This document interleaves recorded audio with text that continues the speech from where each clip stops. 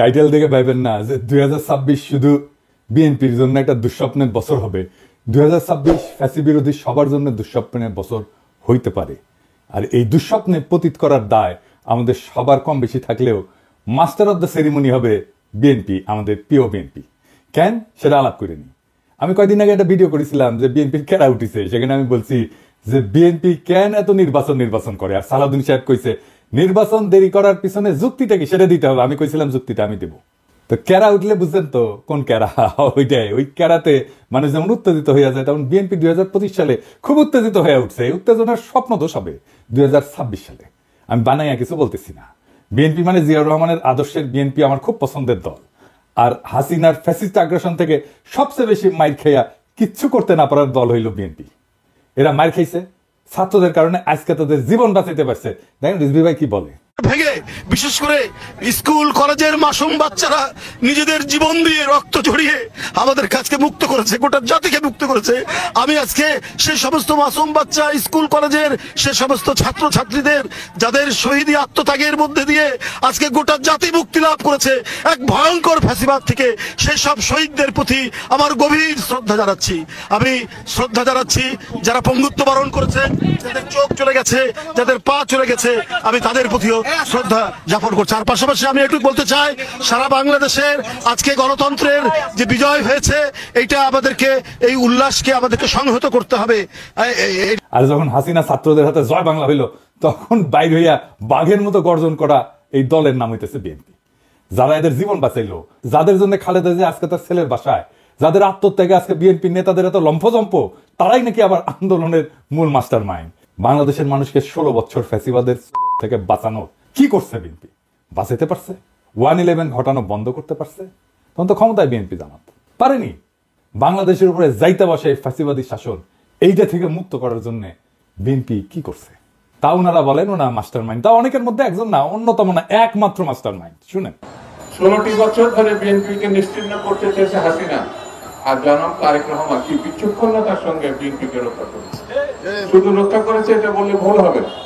কার্যকর আন্দোলন গড়ে তোলার জন্য যা যা করা দরকার, এই আন্দোলনের একমাত্র মাস্টার মাইন্ড হচ্ছে জনাব তারেক রহমান। এটা যদি কেউ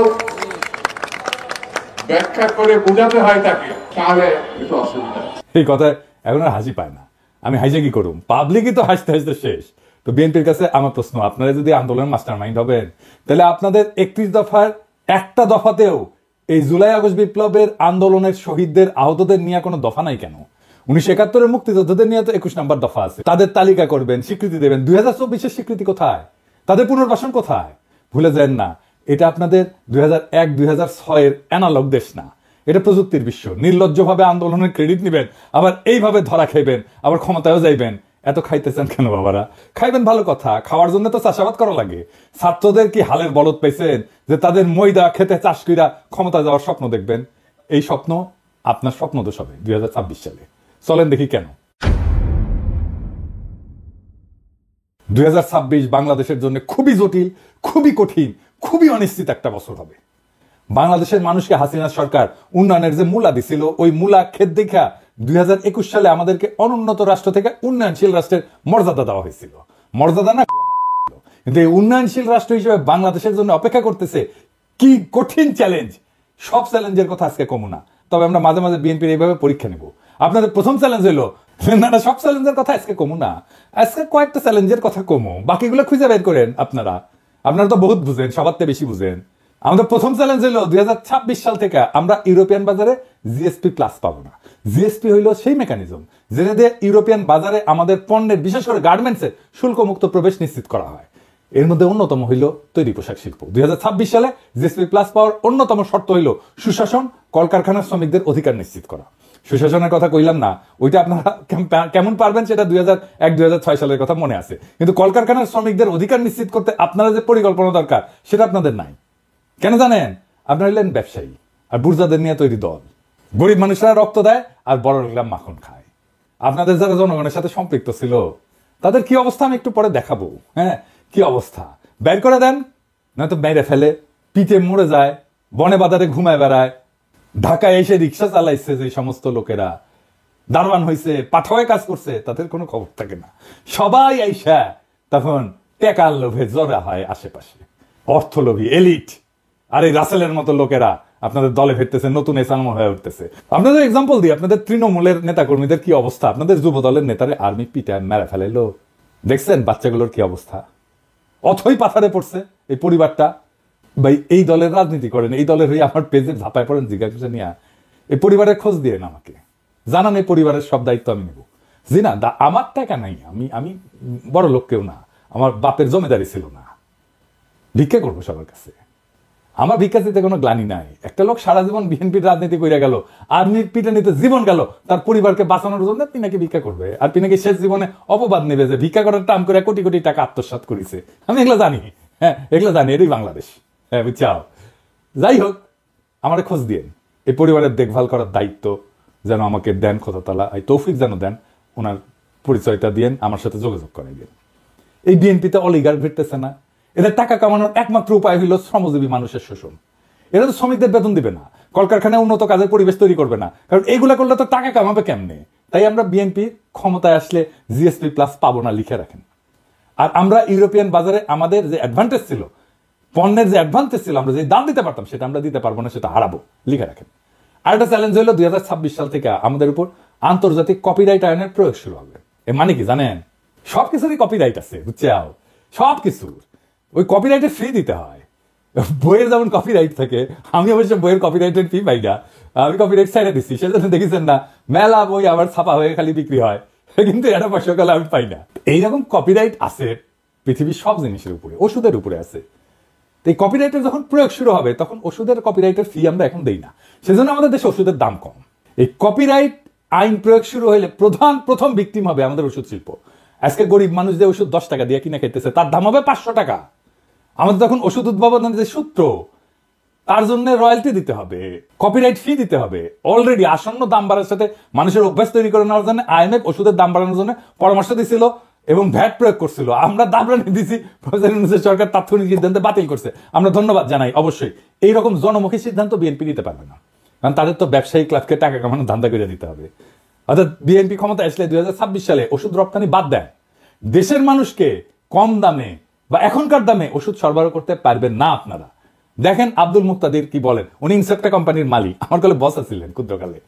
26 এর পরে আমাদের দেশে আর প্যাটেন্টেড ওষুধ তৈরি করতে পারবো না, সেগুলির জন্য আমাদেরকে রয়্যালটি দিতে হবে এবং অনেক ওষুধের দামই এমন হতে পারে, যেমন একটা এক্সাম্পল দেই আপনাদেরকে, আপনারা যদি হেপাটাইটিস সি এর আমরা যে ওষুধটা বাংলাদেশে তৈরি করি সেটার দাম হলো মাত্র $6, আর সেটা বাইরে বিক্রি হয় $1000 একটি ট্যাবলেট।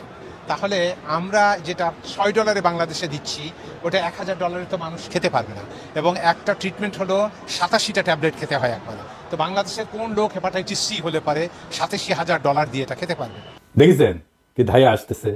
এরপরে চ্যালেঞ্জ হলো বিদেশিরা আমাদের যে সহজ শর্তে ঋণ দেয় সেটা বন্ধ হয়ে যাবে। আমাদের তখন উন্নয়ন বাজেটের ঘাটতি মোকাবেলা করতে বাণিজ্যিক হারে বৈদেশিক ঋণ নিতে হবে। তাইলে বুঝতে পারতেছেন, সুদ দিয়া ঋণ নিতে হবে।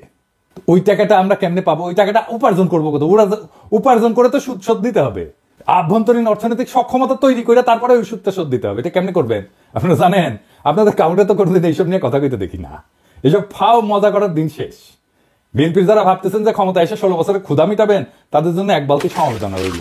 এইরকম প্রস্তুতি নিয়ে ক্ষমতা আসলে পাবলিক টাইনে নামায় দিবে যদি দায়িত্ব নিতে না জানেন। 4 নম্বর হইতেছে আমেরিকার সাহায্য বন্ধ হয়ে গেছে। সারা দুনিয়ায় আমাদের তৃতীয় সাহায্যদাতা দেশ ছিল আমেরিকা এই ট্রাম্প আসার পরে। 1 আর 2 নম্বর হইতেছে জাপান আর ইংল্যান্ড। 2022 সালে কত টাকা দিছিল আমেরিকা তারা জানেন? আমেরিকা, শুধু আমেরিকা $32 বিলিয়ন। এই টাকাটা হাওয়া হয়ে যাবে। কই পাবেন সেটা? $32 বিলিয়ন তো লাগবে। তাইলে কেমনে সামাল দেবেন? কোত্থেকে পাবেন? আমাদের পাশা ঢাকতে সামনে উদাম হয় আর সামনে ঢাকতে পাশা উদাম হয়। পারবেন এই টাকার বিকল্প যোগান দিতে? পারবেন না ভাই। দেখেছেন তো IMF $4-5 বিলিয়ন দিতে কিরকম প্যারাপ্যারি করে। $32 বিলিয়ন কোটি থেকে পাবেন। তবে এইসব চ্যালেঞ্জের সমাধান আমাদের জানা আছে, কারণ আমরা গত 10 বছর যখন হাসিনারে খেদানোর আন্দোলন করেছি তখন আমরা এটা নিয়ে কাজ করে রাখছি, ঠিক করে রাখছি। হাসিনা জয় বাংলা হইলে আমাদের কি কি করা লাগবে, এই সংকট মোকাবেলা করার জন্য কি কি করা লাগবে সেটা আমাদের প্ল্যান করা আছে। তার প্রথম পদক্ষেপই ছিল প্রফেসর ইউনূসের মতো বিশ্ববরেণ্য ব্যক্তিকে প্রধান উপদেষ্টা পদে বসানো। আলহামদুলিল্লাহ আমরা এটা পারছি, উনি রাজি হয়েছেন। তিনি এমন একজন মানুষ যার আন্তর্জাতিক খ্যাতির কথা বিবেচনা করে বিশ্ব নেতারা আমাদের অভূতপূর্ব সুযোগ দেবেন এবং দিতেছেন। ট্রাম্প সব সাহায্য বন্ধ করে দিলেও রোহিঙ্গা ক্যাম্পে সাহায্য বন্ধ করে নাই। কাদের কারণে? আমাদের সরকারের কারণে, প্রফেসর ইউনূসের কারণে। তো প্রেসিডেন্টের এত গুরুত্ব কেন? কারণ যেই মানুষ তার অর্থনৈতিক মডেল দিয়া সারা বিশ্বে দারিদ্র মোকাবেলা করছেন, সেই মানুষের 3-0 কনসেপ্ট, যেটা আমি আগে কইছিলাম, এটা প্যারিস অলিম্পিকের মূল প্রতিবাদ্য বিষয় ছিল। উনি ছিলেন প্যারিস অলিম্পিকের একজন প্রধান ব্যক্তি। সেই মানুষের চেয়ে উপযুক্ত কোনো পার্সোনালিটি কি আপনাদের মধ্যে আছে যিনি ভারতের আর পশ্চিমের ঠাপ একই সাথে সামলাইতে পারবেন? আপনি তো পারেন নাই 1-11-এ। ক্ষমতায় আপনার লোক ইয়াজউদ্দিন, আর্মি চিফ আপনাদের বানানো, তারাই আপনারা উস্তে দিল, সাথে জামাতও ছিল। পারেন নাই 1-11 ঠেকাইতে। এখন আপনারা কেমনে পারবেন? যাই হোক, আমাদের পরিকল্পনার একটা ডেমো দিলাম। পুরো পরিকল্পনা আমাদের সাজানো আছে 2026 সালের চ্যালেঞ্জ আমরা কিভাবে মোকাবেলা করব। আমি যে ফাঁকা আওয়াজ দিই না তা নিশ্চয়ই বুঝতে পারছেন। অনেক পরিকল্পনার মধ্যে দিচ্ছি, আরো দিব। এমন না যে পরিকল্পনা পরে বাস্তবায়ন করা হবে, পরিকল্পনা কিভাবে করতে হয় সেটা দেখাইছি। সমস্যার 100টা সমাধান আছে। কি ভাবছিলেন যে আপনাদের জন্য আর বলে দেবো বাকিগুলা আপনাদের পরীক্ষা নকল করার মতো সরকার নকল করে চালাবেন? আমাদের সাথে অ্যালাই করেন, আমরা যেভাবে দেখতে চাই আপনাদেরকে সেইভাবে থাকেন, সেই রাস্তায় থাকেন, আমাদের সাহায্য পাবেন, আমাদেরকে পাশে পাবেন। আমাদেরকে তো শত্রু মনে করতেছেন এখন। হ্যাঁ, আমাদের কাছে সব বিষয়ের ওষুধ আছে। আপনারা এই লোকগুলোকে চান কিনা পাশে, সেটা আপনাদের সিদ্ধান্ত। এবার আসেন দেখি বিএনপি কেন নির্বাচন চায়। কারণ বিএনপির কাছে নির্বাচন হইতেছে হরলিক্স। হ্যাঁ, এমনি খায়। হ্যাঁ, ওই যে দেখেন, আমার ভাই টাকায় 16 আনাই উসুল, আমি তো এমনি খাই হরলিক্স। বিএনপির নির্বাচন এমনি চায়, মানে বুঝে না কেন চায়। আসল কথা হইলো বিএনপি কে নির্বাচনের জন্য চিল্লাইতে বুদ্ধি দিচ্ছে তাদের নয়া বন্ধু ভারত। ভারত এখন বিএনপি কে দিয়ে আওয়ামী লীগের পুনর্বাসন করবে আর বাংলাদেশকে তার দাসত্বের অধীনে রাখবে। বিশ্বাস হয় না? দেখেন, মির্জা ফখরুল যখন নির্বাচনের ডাক দেয় তখন ছাত্রলীগ তাদের বিদেশে পলাতক নেতাদের দিয়ে আন্দোলনের রূপরেখা প্রকাশ করে। ছাত্রলীগের এই সাহস কোথেকে আসে আমি জানি না। মায়ের মনে হয় কম খাইছিল। আমি কইছিলাম যে এদের জন্য মায়ের চেয়ে উপকারী আর কোনো ভাইটামিন নাই। এখন বুঝছেন যে ভারত এই পুরা গেমের মাস্টার মাইন্ড। তারা বিএনপির কামলাদের দিয়ে নির্বাচন বইলা কান্নাকাটি করাবে, সামনে আওয়ামী লীগ রাজনীতির মাঠে উকিঝুঁকি দিবে। আওয়ামী লীগ ঘোষিত কর্মসূচিগুলো পালন করতে গেলে আমার ক্ষুদ্র ভাতা ভগিনীরাই যথেষ্ট। যেই মায়ের 5ই আগস্টের পর ইউনুস স্যারের দিকে তাকাই দিতে পারি নাই, সে পাওনা শোধ করে দিতে হবে।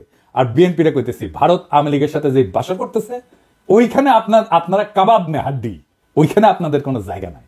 মজা শেষে ফেলায় দেবে কন্ডমের মতো। দেখেন, শ্যামা ওবায়দ আদানির জন্য ওকালতি করে। দেখেছেন, শ্যামা কি জ্বালানি মন্ত্রী? আদানি ভারতের এক দুর্বৃত্ত অলিগার্ড, সারা দুনিয়াতে ঘৃণ্য, মোদির ক্যাশিয়ার। তার সাথে বিএনপি নেতার লতকালতকি দেখে। এখন মানুষের ক্ষমতায় গেলে দেশ বেচে, এরা ক্ষমতায় যাওয়ার আগেই দেশ বেচে দিছে আদানির কাছে, দেশ বেচে ছাড়া। এই বিএনপিরে ভারত এখন ক্ষমতার লজেনচুস দেখাচ্ছে, বুঝছাও? ক্ষমতার লজেনচুস দেখা বিএনপি ওই ক্ষমতার মূলার পিছে যাচ্ছে। তারপরে ওই লজেনচুসের আমও যাবে, সাথে সালাও যাবে। কেমনে বিএনপি কে ভারত ফেলাই দেবে ক্ষমতা দেখে শুনবেন, প্ল্যানিং শুনবেন, শুনেন আমার কাছে। ভারত জানে 2026-এর চ্যালেঞ্জ মোকাবেলা করা বিএনপির পক্ষে সম্ভব না। এটা আমার মতো মূর্খ মানুষ বুঝলে ভারত তো অনেক আগে থেকে জেনে আছে। যখন বিএনপি দেশের অর্থনীতি নিয়ে ঝামেলায় পড়বে তখনই শুরু হবে বিক্ষোভ আন্দোলন।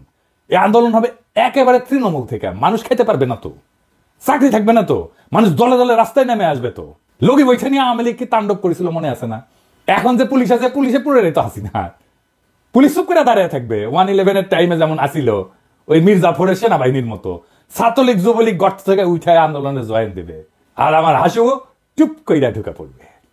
আন্তর্জাতিক চাপের কাছে তখন নত জানো বিএনপি, দেশীয় আন্দোলনের দিশেহারা বিএনপি তখন আওয়ামী লীগের সাথে আতত করে পলাবে। আওয়ামী লীগ যেমন পলাইছিল। আর দেশে ফিরে আসবে সেই ভয়ঙ্কর ফ্যাসিবাদ, আবার সেই ভারতীয় আধিপত্যবাদ যা কায়রানি ছিল আমাদের জীবনের 16টা বছর, বাংলাদেশকে পরিণত করছিল ভারতের উপনিবেশে। যারা কায়রানি ছিল বর্বর ভাবে আমাদের হাজার হাজার সন্তানদের জীবন, যারা আমাদের 25,000-এর মতো ছাত্র জনতাকে আহত করে চিরজীবনের জন্য পঙ্গুয়ার দৃষ্টিহীন করে দিছে। সেই আবু সাইদ মুগ্ধ ওয়াসিমদের রক্ত শুকানোর আগেই যেই দল নির্বাচন করে মুখে ফেনা তুলে ফেলাইতেছে, তারা আর যাই হোক দায়িত্ব নিতে পারবে না। আপনাদের রিকমেন্ড করা যত লোক অন্তর্বর্তীকালীন সরকারে আছে তাদের পারফরমেন্স দেখে আপনাদের দক্ষতা আমাদের কাছে পরিষ্কার। স্বরাষ্ট্র উপদেষ্টা কার রিকমেন্ডেশনে জানেন? বিএনপির। শিক্ষা উপদেষ্টা কার? বলছিলাম তো, বিএনপি।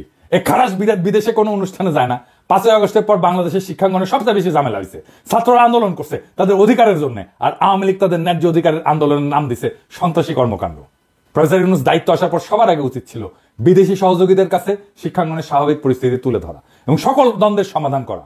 তা না কইরা তিনি তার ডায়াপার সামলানোর অপারগতার কথা বইলা বিদেশে যাইতেছেন না। আপনি কি ভাবছেন স্যার আমরা বুঝি না? আপনাদের বিএনপির পরামর্শে আসছেন।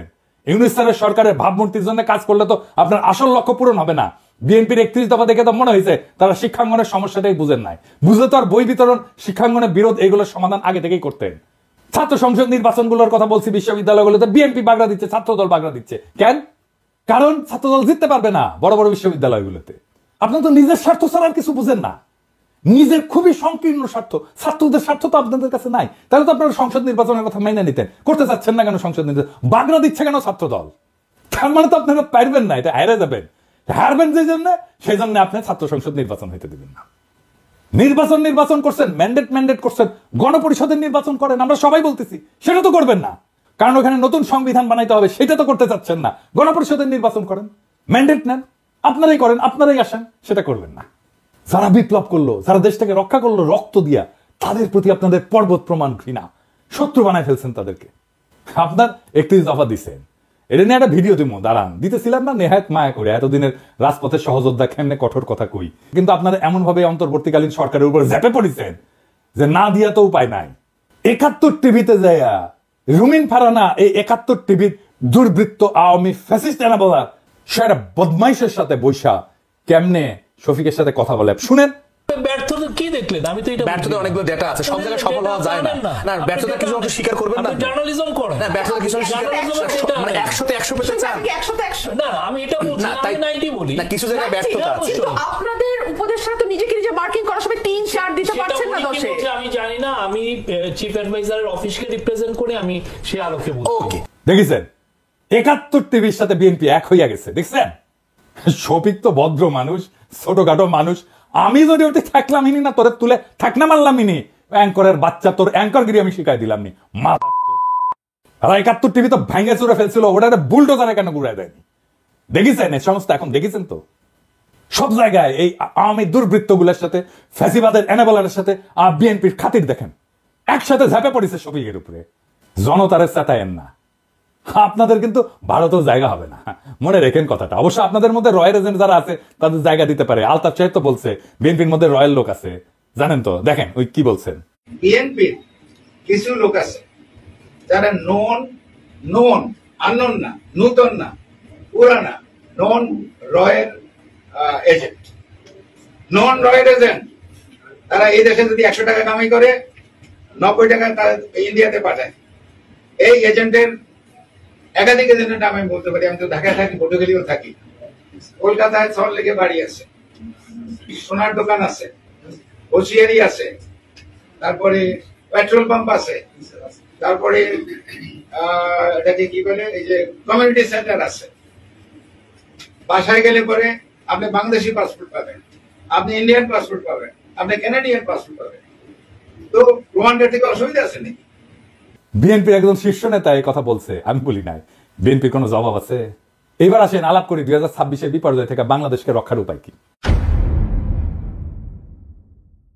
এই বিপর্যয় থেকে রক্ষার একমাত্র উপায় হইল প্রফেসর ইউনূসের মতো একজন সরকার প্রধান, যিনি বৈশ্বিকভাবে সমাদৃত। এখন নির্বাচন দিলে দেশের অর্থনীতির উপর অতিরিক্ত চাপ আসবে। আওয়ামী লীগের চুরি করা টাকা ফেরতেই না, যেন আর কেউ দেশকে বাপের সম্পত্তি ভাবতে না পারে, সেই ব্যবস্থা করতে হবে। মনে হয় এখানেও বিএনপির আপদ। আওয়ামী লীগের হাতে কত হাজার কোটি টাকা আছে জানেন? নির্বাচন আসলে ওই টাকা মাঠে আসবে, তখন মাঠে আসবে প্রার্থী কেনার জন্য, ভোট কেনার জন্য। 2026-এর চ্যালেঞ্জ মোকাবেলার জন্য প্রফেসর ইউনূস অনেক দক্ষ টেকনিক্যাল এক্সপার্ট নিয়ে আসছে। রিভার্স ব্রেন ড্রেনের মাধ্যমে আরো লোক আনার কাজ চলতেছে। এদেরকে দেশ পুনর্গঠনের সুযোগ দিতে হবে। আপনারা জানেন কত স্কলার ফিরে আসছে সরকারের সাথে কাজ করার জন্য। সোয়াসের মুস্তাক ভাই আসছে, ইকোনমিস্ট আনিস ভাই আসছে, বিদায় আশিক আসছে, খলিল ভাই আসছে, আরো কত নাম কমো প্রত্যেকে কাজ করতেছে এই ধ্বংস হয়ে যাওয়া দেশটাকে আবার ঠিকঠাক করতে। জুলাই গণহত্যার বিচার শেষ করতে হবে। আপনারা 31 দফায় যেহেতু এগুলো রাখেন নাই, তাই আপনাদের উপর আমাদের কোনো ভরসা নাই। আগামীর যুগ জেনারেটিভ এআই এর যুগ।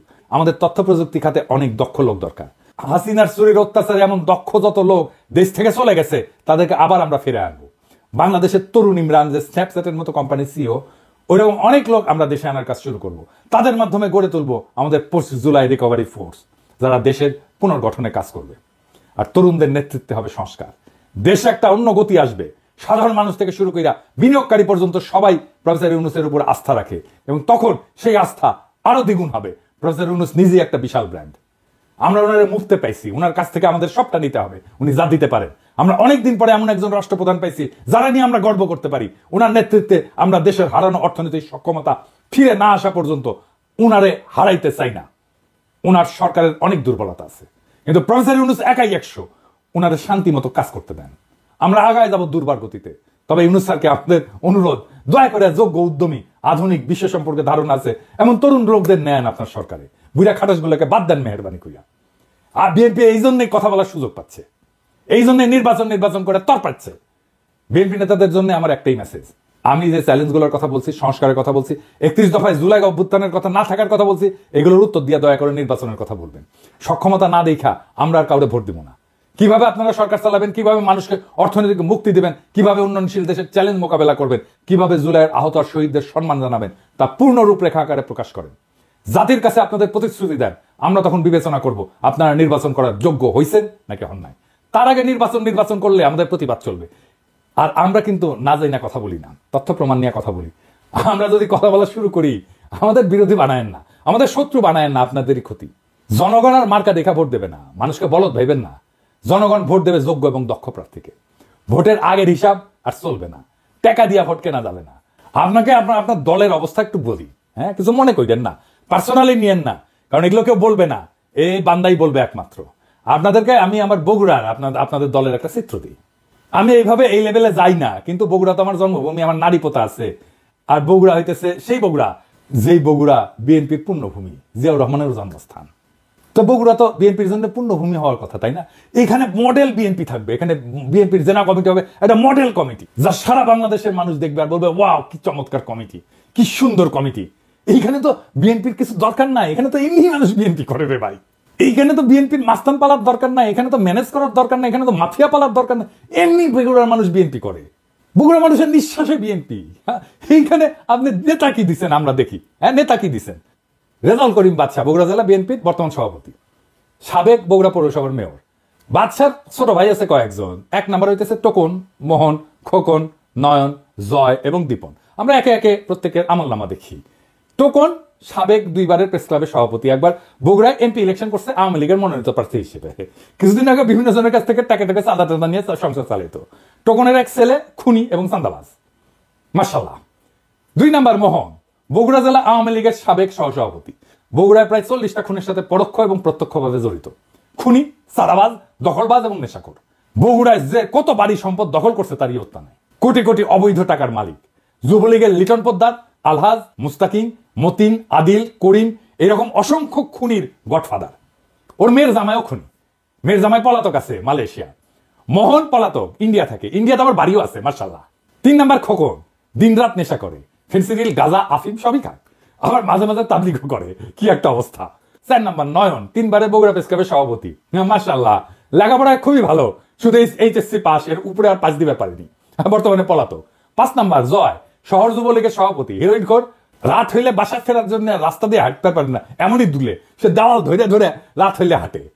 আমার কথা না, বগুড়ার মানুষের কথাই শুনেন। দীপন 6 নাম্বার, ফেন্সিডিল খোর, ফেন্সিডিল বিক্রেতার কাছ থেকে মোহনের ভাই হিসেবে ফ্রি ফেন্সিডিল পায়। বগুড়ার মানুষ এই দুর্বৃত্ত পরিবারের কাছে জিম্মি। 1 ভাই বিএনপি, 1 ভাই আওয়ামী লীগ, 1 ভাই যুবলীগ, 2 ভাই হাসিনার চাটুকার সাংবাদিক। এদের বাপের নাম আলম দারোগা। এ কিন্তু বগুড়ার স্থায়ী বাসিন্দাও না, এই আলম দারোগা বরিশালের মানুষ, সিপাহী থেকে দারোগা হয়েছে, বগুড়ায় রিটায়ার করছে। রিটায়ারের পরে নোট বইয়ের ব্যবসা করতো। বাদশাহ মোহনও নোট বইয়ের ব্যবসা করতো। ভাই এই লোকের বগুড়ার প্রতি বিন্দু মাত্র কমিটমেন্ট আছে? বগুড়া জাহান নামে যা কিছু যায় আসে তো বগুড়ার লোকই না রে ভাই।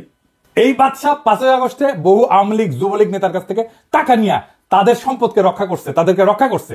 বিশেষ করে আলহাজের কাছ থেকে নাকি 1 কোটি টাকা নিচ্ছে, যে ওর বাসায় আগুন ধরে গেছিল, ওই আগুন লাগানোর চেষ্টা করছিল, আবার ওই 1 কোটি টাকা নিয়ে আগুন লাগায়নি আর কি। বিএনপির নতুন নেতা দেন, এই লোক বিএনপির নেতা থাকলে বিএনপিকে আমাদের বলতে হবে কেন এই লোক বিএনপির জন্য বগুড়াতে অপরিহার্য। মানে একই পরিবার বিএনপি আওয়ামী লীগ ভাগ হইয়া সারা শহরে রাহাজানি করবে, আর জনগণ মুখ বুঝা সহ্য করবে? হ্যাঁ, এত বোকা ভাবেন বগুড়ার লোককে? এই পরিবারের কাছ থেকে বগুড়ার মানুষকে রক্ষা করতে হবে। জানি না বিএনপির কাছে এই দুর্বৃত্ত পরিবার কেন এত পছন্দের। এই লোক বগুড়ার নেতৃত্ব দেবে, এর নেতৃত্ব বগুড়ার মানুষকে মাইনা নিতে হবে। এত তুচ্ছ ভাবেন বগুড়ার মানুষকে? যেই মাটিতে জিয়া জন্ম নেয় সেই মাটিতে এই দুর্বৃত্ত পরিবারের হাতে জিয়ার আদর্শ বয়ে নেওয়ার ভার কেমনে দেন ভাই? আর মানুষ পান নাই নাকি? এর সাথে ভালো মানুষ নাই আপনাদের বিএনপিতে? আমরা একটা শুদ্ধ বাংলাদেশ চাইছিলাম, তার জন্য আমাদের সন্তানেরা অকাতর জীবন দিছিল। একই পাক চক্রে ঘুরপাক খাওয়ার জন্য তারা জীবন দেয় নাই। আমরা চাই বিএনপি নতুন সময়ের দিশা দিক, মানুষের এই বিপ্লবী আকাঙ্ক্ষাকে ধারণ করুক। আমরা একটা নতুন বাংলাদেশ চাই। আপনাদের দল পরিশুদ্ধ করেন, দেশের অর্থনীতি গতিশীল করে সব চ্যালেঞ্জ মোকাবেলা করে প্রফেসর ইউনূস যথাসময়ে নির্বাচন দিবেন। এইটা মেহেরবানি করে ওনার উপরে ছাইড়া দেন, ওনার বিবেচনার উপরে। আমরা দেশবাসী ওনার উপরে আস্থা রাখছি, আপনারাও রাখেন। দেশবাসীর মুখোমুখি দাঁড়ায়েন না মেহেরবানি কইরা। আপনারা আমাদের সহযোদ্ধা, আমরা ছাত্রদের নেতা মানছিলাম, এবার আপনারাই আমাদের নেতা হইয়া ওঠেন, নেতার মতো আচরণ করেন। নেতাদের আকাশের মতো উদার হইতে হয়। নেতা সেই যে নিজে কাঁদে অন্যকে কাঁদায় না, নেতা সেই যে কোনো কিছুর আকাঙ্ক্ষা করে না, নেতা সেই যে জনগণের সব কষ্টকে সব দুঃখকে নিজে আপন কইরা নিতে পারে, নেতা সেই যে সবচেয়ে দুর্বল মানুষের আশ্রয় হয়ে উঠতে পারে। নিজেকে প্রশ্ন করেন সেই জায়গায় আসছেন কিনা, না আসতে পারলে অপেক্ষা করেন। ইনকিলাব জিন্দাবাদ।